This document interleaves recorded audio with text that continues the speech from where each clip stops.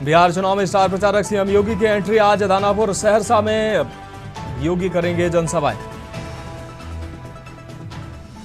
बसपा की लखनऊ में प्रदेश पदाधिकारियों की अहम बैठक। मायावती और आकाश आनंद की यूपी फतेह के लिए तय भूमिका। निवेश बढ़ाने के लिए पढ़ाई करेंगे जीएम व उद्यमी मित्र। इन्वेस्ट यूपी ने तैयार कराया विशेष कोर्स।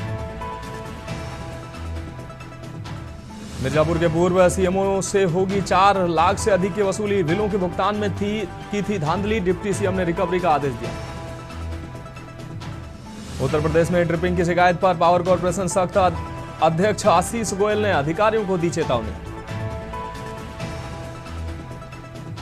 और कानपुर के बिठूर में बनी गांव में बड़े भाई ने छोटे भाई को मारी गोली। जमीन मुआवजे को लेकर हुआ था विवाद। सूचना पर पहुंची पुलिस जांच में जुटी।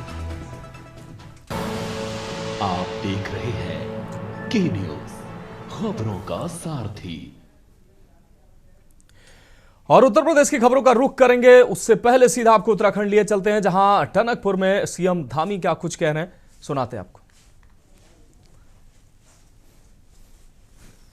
73 लाख की लागत से सेकंड प्लांट प्रयोगशाला भवन का निर्माण कार्य किया जा रहा है।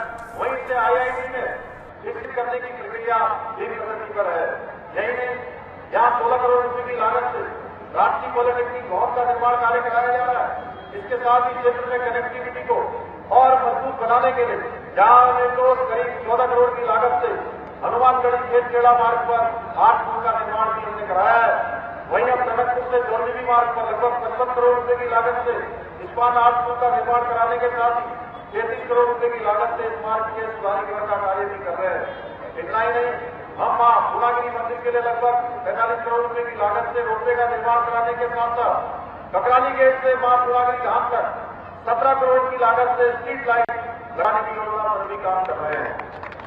इसके अलावा हम क्षेत्र में पर्यटन को बढ़ावा देने के उद्देश्य से शारदा कॉरिडोर निर्माण की दिशा में भी कार्य कर रहे हैं, जिसके अंतर्गत टनकपुर से बनबसा तक शारदा रिवर फ्रंट का विकास किया जाएगा, जिससे मां पूर्णागिरी धाम, युवा, श्यामलाता और शारदा घाट जैसे प्रमुख धार्मिक एवं पर्यटन स्थलों की ओर एक और परिक्रमा मार्ग से जोड़ा जाएगा।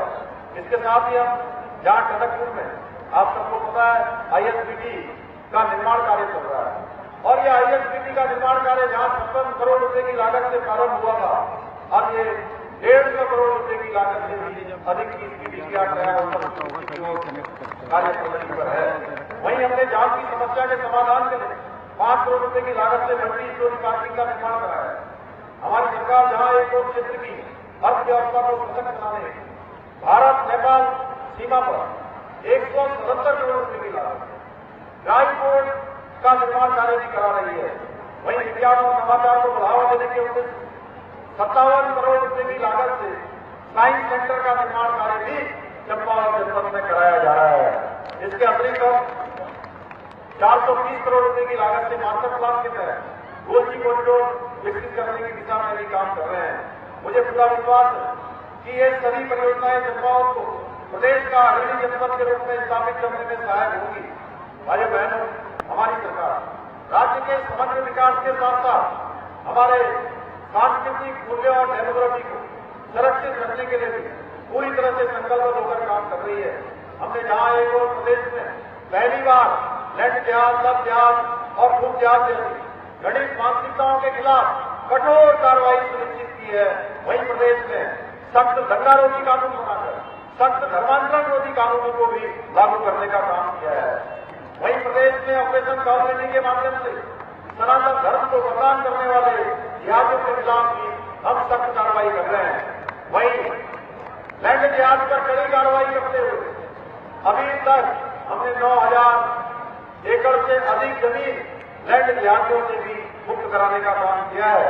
इसके साथ ही हमने प्रदेश में करीब 250 अवैध मदरसों को सील करने के साथ ही 500 से अधिक अवैध संस्थाओं को भी हटाने का काम किया है।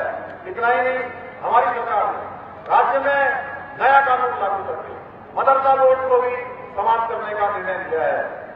इसके साथ ही 1 जुलाई 2026 के बाद ऐसे सभी मदरसे बंद हो जाएंगे जिसमें सरकारी सिलेबस नहीं पढ़ाया जाएगा।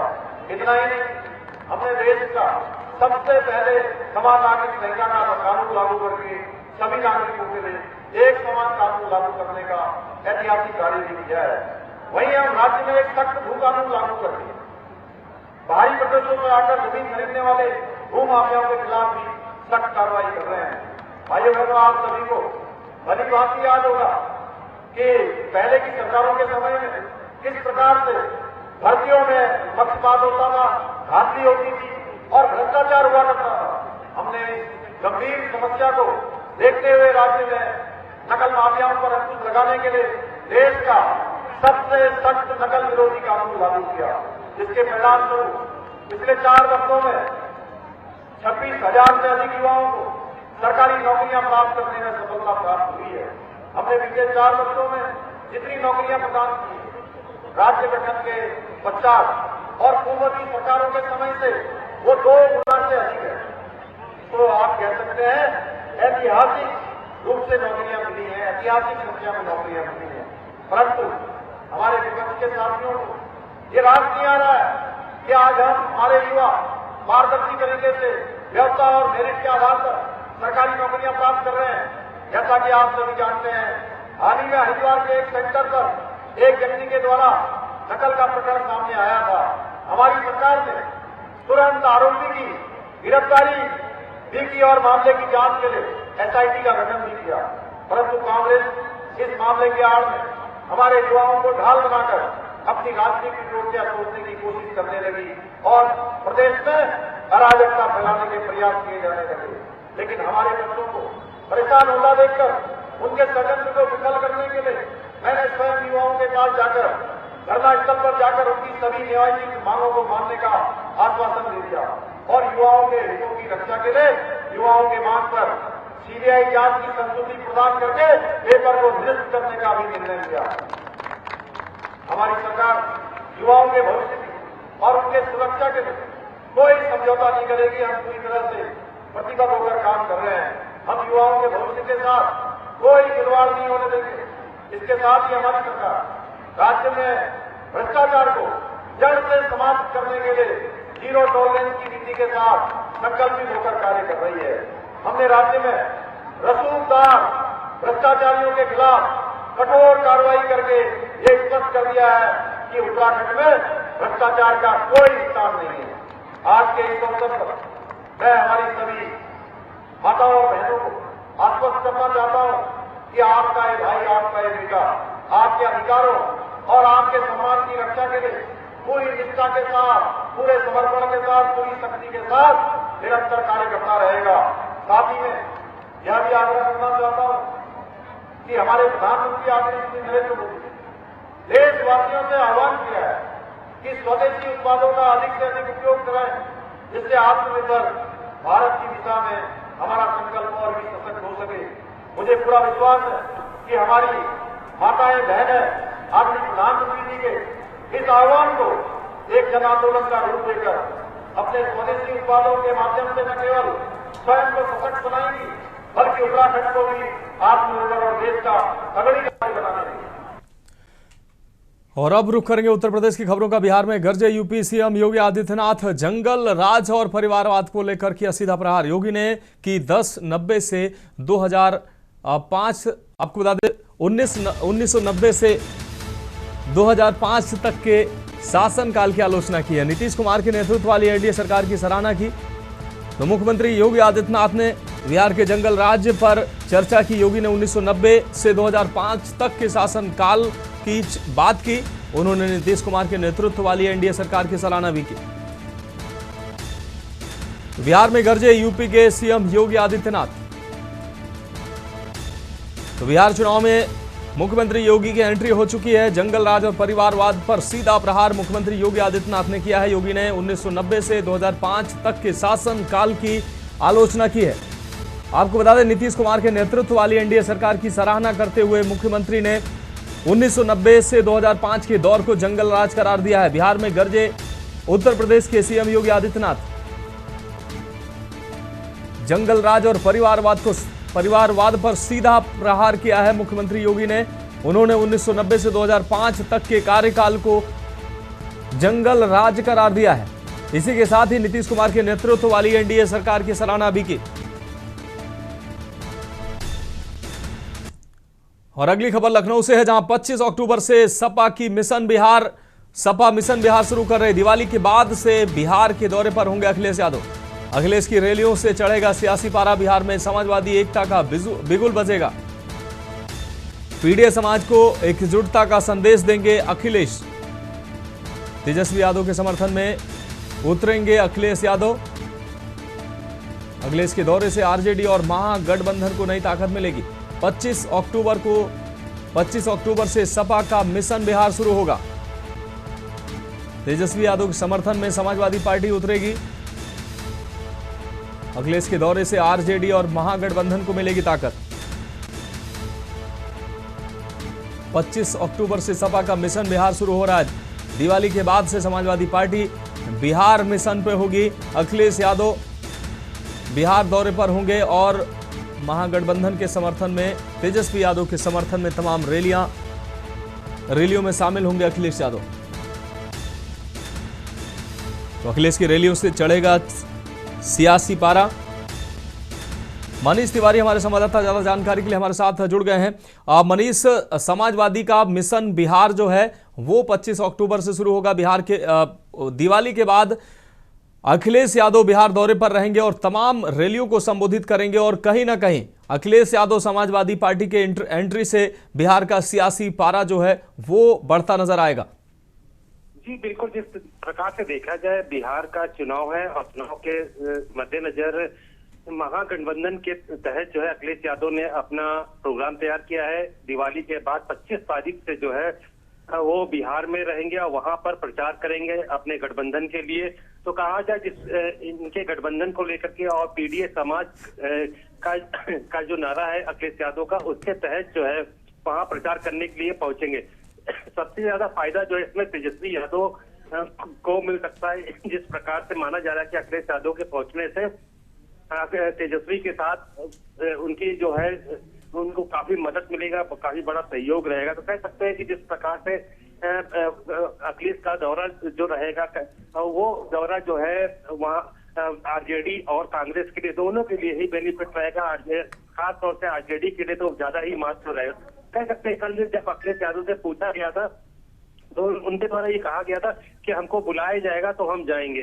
तो इसका मतलब है कि कल उनके इस बयान के बाद ही महागठबंधन ने इस बात को सुन लिया, उसके बाद ही उनको बुला लिया गया है। उन्होंने अपना प्लान भी सामने रख दिया है कि 25 तारीख को बिहार में मौजूद रहेंगे और वहां से अपने प्रचार की शुरुआत करेंगे। जी हाँ बिल्कुल मनीष जी, बहुत शुक्रिया इस तमाम जानकारी के लिए। तो आपको बता दें कि तेजस्वी यादव के समर्थन में उतरेगी समाजवादी पार्टी।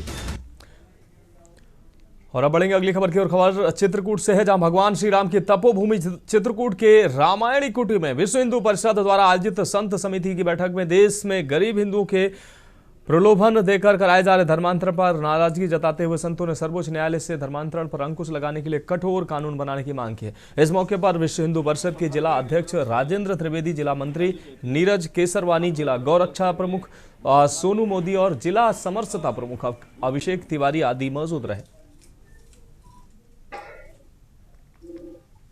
आज जो प्रेस वार्ता संतों के द्वारा हुई है इसका प्रमुख विषय था कि ये जो धर्म स्वातंत्र कानून के तहत इसका लोग अनुचित लाभ उठा रहे हैं और बगैर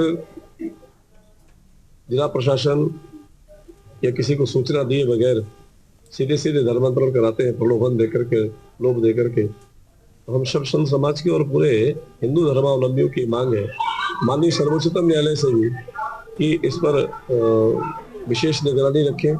हमारे इस प्रेस वार्ता का, संतों का इस बैठक का उद्देश्य जो है, जो देश में निरंतर धर्मांतरण चल रहा है जिससे हमारे सनातनियों को अलग बांटा जा रहा है।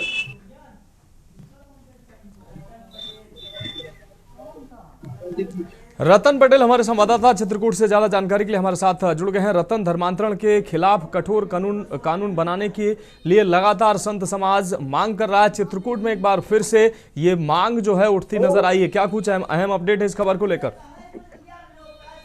आप आपको बता दें कि पूरे देश में इस समय जो धर्मांतरण का अभियान चल रहा है, हिंदुओं को, गरीब हिंदुओं को प्रलोभन देकर या ईसाई बनाया जा रहा है या फिर इस्लामिक धर्म को कबूल कराया जा रहा है, इससे पूरे देश के संतों में के साथ साथ चित्रकूट के संतों में भी भारी आक्रोश है और संत समाज ने इस पर कई आपत्ति जताते हुए सर्वोच्च न्यायालय से मांग की है कि धर्मांतरण को रोकने के लिए जो है एक कठोर कानून बनाया जाए ताकि इस तरह की पुनरावृत्ति पूरे देश में बंद हो। हाँ बिल्कुल रतन, इस तमाम जानकारी के लिए आपका बहुत बहुत शुक्रिया। तो धर्मांतरण को लेकर संतों में नाराजगी देखने को मिली। रतन पटेल हमारे संवाददाता चित्रकूट से जुड़े रहे, उन्होंने तमाम जानकारी दी। तो धर्मांतरण को लेकर संतों की नाराजगी साफ तौर पर देखने को मिल रही।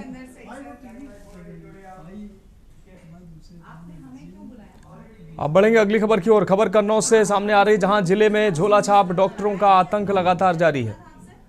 स्वास्थ्य विभाग भले ही बड़े बड़े दावे क्यों ना कर रहा हो, लेकिन इन झोला छाप पर लगाम लगाना अब शायद ही किसी के बस की बात नहीं है। झोला छाप डॉक्टर खुले आम चंद पैसे के लालच में मासूम जिंदगी से खिलवाड़ कर रहे हैं, कहीं दीवार के सहारे तो कहीं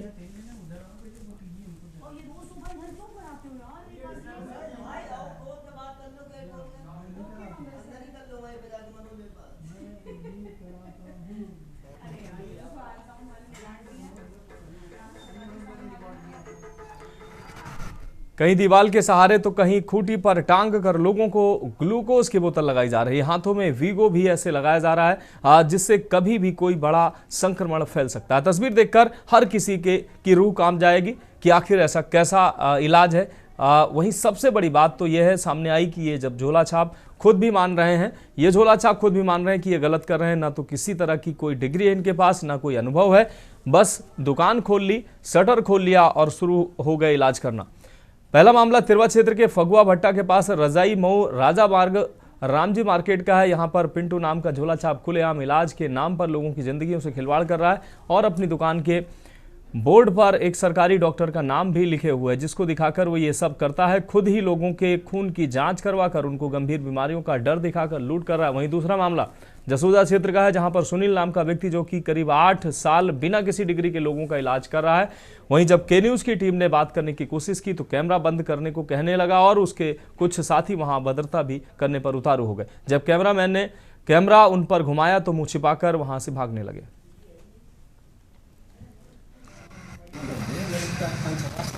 7-8 साल। क्या डिग्री है कोई अपने पास? कोई नहीं है। सही कर रहे हैं, गलत कर रहे हैं? कानून तो गलत है। कानून के हिसाब से तो गलत है। गलत कर रहे हैं, मान भी रहे हैं, फिर क्यों करते हैं? क्या करें, सीखे थे काफ़ी दिन। अच्छा, इस समय मरीजों की संख्या भी बढ़ रही होगी? मरीज तो है, बहुत ज़्यादा नहीं है, लेकिन है बुखार बुखार क्या आते हैं? तो कैसे इलाज करते हैं? इलाज करते हैं, जनरल ट्रीटमेंट करते हैं। जनरल ट्रीटमेंट करते हैं। अच्छा, तो कहीं प्रैक्टिस करी, कहीं सीखा है, क्या है? हाँ, आगरा में सीखे थे। आगरा में क्या करते थे वहाँ पर? यही करते थे। आगरा में भी यही करते थे। नाम क्या है आपका? सुनील। पूरा नाम क्या है? सुनील कटियार। सुनील कटियार। यहाँ पर कब से बैठ रहे हैं? 8 साल हो गए। 8 साल से कर रहे हैं। तो सभी तरह का इलाज करते हैं? सभी तरह तो नहीं करते हैं, डेंगू आ जाएगा तो कैसे? इंजेक्शन भी लगा देते हैं? लगा देते हैं। अच्छा, कभी कुछ हो जाए या कुछ हो जाए, ऐसी कोई डर नहीं रहता आपके अंदर? हाँ, डर तो रहता है, थोड़ा समझ के करना पड़ता है, डर तो रहता है। समस्या हो सकती है। तो ये किस नाम से क्लिनिक अपना क्या बनाए हैं? क्लिनिक है, हॉस्पिटल है? क्लिनिक है, हॉस्पिटल। अच्छा, कितना क्या फीस लेते हैं? 20 रुपये फीस लेते हैं। और ये जो डिप लगा देते हैं? 300 रुपये डिप के लेते हैं। अच्छा, बड़ा ईमानदारी से बता भी रहे हैं आप। बिल्कुल। अच्छा, ये जो डिप लगाते हैं, ये डिप लगाने का तरीका ये सही? मतलब ऐसे खुले में मरीज को आप डिप लगा रहे हैं और तमाम तरीके का, वैसे भी खुले में जम्स कितने उड़ते रहते हैं, तो कभी कुछ सीखा इसके बारे में? अगर सीखा भी होगा तो इस तरह से खुले में डिप लगाना, ये इस तरह से लेटा देना मरीज को, यहाँ तो ब्रंच ही संभव है। सही है। मौसम के करवट के बाद लगातार मरीजों की जो संख्या है वो बढ़ रही है। ऐसे में दूर दराज जो ग्रामीण क्षेत्रों में जो लोग हैं वो कहीं ना कहीं बुखार की चपेट में आ रहे हैं, लेकिन उनके साथ एक और बड़ी समस्या है कि वो जाएं तो जाएं कहाँ। ऐसे ही छोटे मोटे जो डॉक्टर्स होते हैं या जो ये कहें जो झोला छाप टाइप के होते हैं, वो यहाँ पर इस तरह से MBBS तमाम तरीके की डिग्रियां या ये लिख देते हैं और भोले वाले जो लोग हैं उनको इस तरह से गुमराह करते हैं। ये एक अम्मा यहाँ पर लेटी हुई हैं, बता रहे 3 दिन से इनको डेंगू की दिक्कत है, जो बताया है इन्होंने। अम्मा क्या दिक्कत हुई थी? क्या हुई थी? बुखार आओ था तो पाइप पिलाने, डेंगू निकलो। हाँ प्लेट है। अच्छा जिसके पास इसके पास डॉक्टर है, इसके पास है तो उठे के पास कराई थी जांच।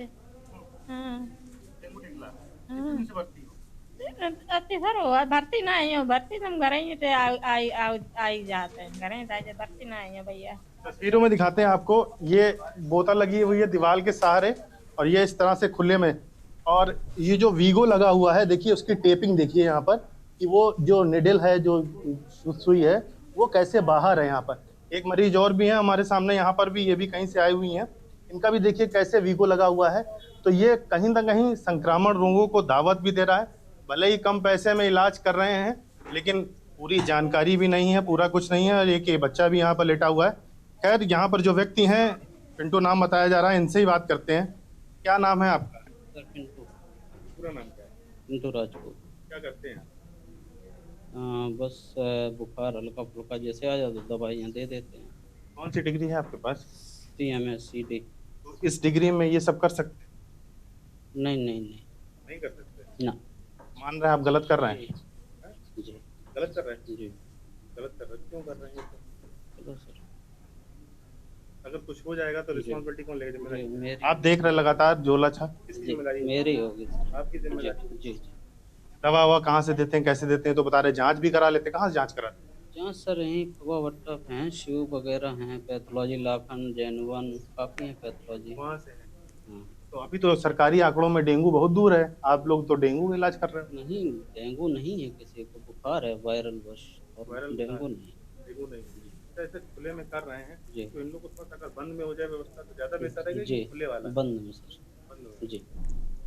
खुद भी मान रहे हैं गलत कर रहे हैं, लेकिन क्या करें, यहाँ पर जो मरीज है, जो बीमार हो रहे हैं, वो आते हैं, इलाज कराते हैं और ये लोग इस तरह से इलाज करते हैं। बहरहाल इन लोगों की कोई गलती नहीं है, क्योंकि इनको जहाँ कम इलाज, कम पैसा लगता है वहाँ पर ये लोग चले जाते हैं। लेकिन इसके बावजूद अगर कोई बड़ी समस्या खड़ी होती है तो इनकी जान पे बनाती है। शायद इस बात से ये लोग अनजान हैं, और ये लोग अगर जानकर इस तरह से काम कर रहे हैं तो ये अपने आप में कहीं ना कहीं कई बड़े सवाल खड़े करता है। स्वास्थ्य विभाग लगातार छापेमारी करता है, लगातार नोटिस देता है, लेकिन बावजूद उसके कोई भी इस तरह का जो झोला छाप है वो कहीं पर भी रुकता हुआ नहीं दिखाई दे रहा है, और बदस्तूर इन लोगों का काम ऐसे ही जारी है।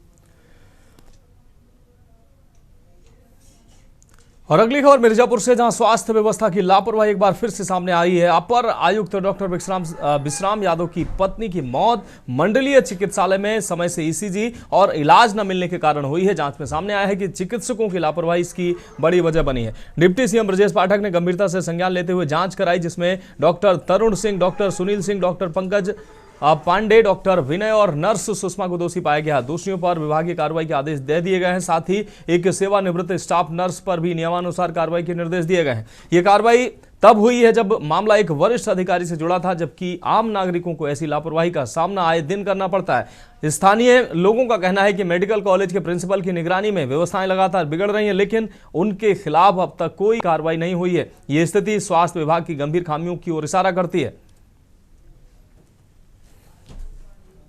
आशुतोष त्रिपाठी हमारे संवाददाता ज्यादा जानकारी के लिए हमारे साथ जुड़ गए हैं। आशुतोष, मिर्जापुर अस्पताल में ये जो घटना सामने आई है, इस पर जिस तरीके से अपर आयुक्त विंध्याचल मंडल मिर्जापुर की धर्मपत्नी के इलाज में लापरवाही सामने आई, जिसके बाद डिप्टी CM ब्रजेश पाठक ने कार्रवाई के निर्देश दिए हैं, क्या है पूरा मामला? जी, हम आपको बता दें कि मिर्जापुर मंडलीय अस्पताल में अपर आयुक्त विश्राम यादव की पत्नी को रात में उनका तबीयत खराब हुआ और दिल में कोई दिक्कत महसूस हुई, तो वो जो है तुरंत यहाँ के मेडिकल कॉलेज में वो खुद इलाज कराने के लिए पहुंचे। जैसे पहुंचे तो यहाँ के जो डॉक्टर थे और जो कर्मचारी, स्वास्थ्य कर्मचारी थे, उनकी लापरवाही की वजह से रात में ही जो है उनकी पत्नी की डेथ हो जाती है। उनकी पत्नी की हालत बहुत बिगड़ जाती है और उसके बाद रास्ते में ले जाते समय उनकी डेथ हो जाती है। इस संबंध में जब जो शिकायती उप मुख्यमंत्री ब्रजेश पाठक तक पहुंचा तो उन्होंने डॉक्टर सुनील सिंह, डॉक्टर तरुण सिंह और 2 डॉक्टर और एक नर्स को जो है तुरंत निलंबित करने का आदेश दिया, उनके ऊपर विभागीय कार्रवाई करने का आदेश दिया। लेकिन हम आपको बता दें कि जो यहाँ के प्रिंसिपल संजीव कुमार सिंह हैं, उनके मतलब लापरवाही की वजह से जो है स्वास्थ्य व्यवस्था और भी बस से बेहतर हो जाएगा। कुछ दिन पहले जिस डॉक्टर को डॉक्टर ब्रिजेश पाठक ने निलंबित किया है, डॉक्टर सुनील सिंह, वही सुनील सिंह जो है कुछ दिन पहले एक पत्रकार के साथ मारपीट किया था, और उसके बाद मारपीट करने के बाद भी जो है मेडिकल कॉलेज के प्रधानाचार्य उन्होंने जांच बैठाया, जांच बैठाने के बाद भी कोई कार्रवाई नहीं किया, और वो कई सालों से जो है यहाँ पे जमे हुए हैं। और हर दवा सर्जरी करवानी होती है, किसी मरीज को, आम आदमी को सर्जरी करवानी होती है तो बाहर दवाइयाँ लिख देते हैं 20-30 हजार रुपए का। एक संबंधित मेडिकल से जो है वहां से दवाई आप लेके आइए तो आपकी सर्जरी होगी, वहां से दवाई लेके आइए। बिल्कुल बिल्कुल आशुतोष, इस तमाम जानकारी के लिए आपका बहुत बहुत शुक्रिया। तो मिर्जापुर मेडिकल कॉलेज में ये बड़ा मामला सामने आया, जिसके बाद अब कार्रवाइयों का दौर चल रहा है। फिलहाल खबरों में अभी के लिए मेरे साथ इतना ही, मुझे दीजिए इजाजत और आप देखते रहिए के न्यूज इंडिया। गोल्डी मसाले लाए हैं फ्रेश लॉक टेक्नोलॉजी, जो रखे मसालों को हर समय फ्रेश। गोल्डी मसाले। आप देख रहे हैं के न्यूज, खबरों का सारथी।